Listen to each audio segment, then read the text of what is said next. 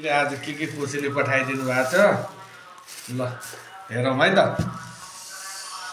खै त के रहेछ त ल जुनार पनि पठाइदिनु भएको रहेछ है जुनार रहेछ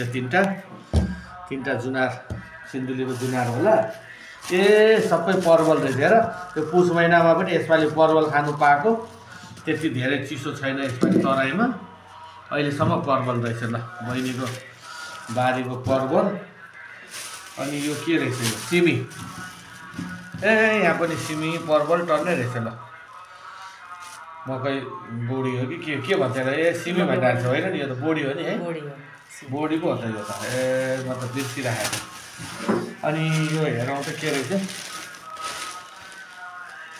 पहिला रहेछ अचार ओहो इस्कुसको अचार पठाइदिनु भएको छ क्या बहिनीले हो इस्कुसको अचार एउटा लसुन अदुवा लप्सीको अचार रहेछ है अनि यो चाहिँ धनिया रहेछ ओहो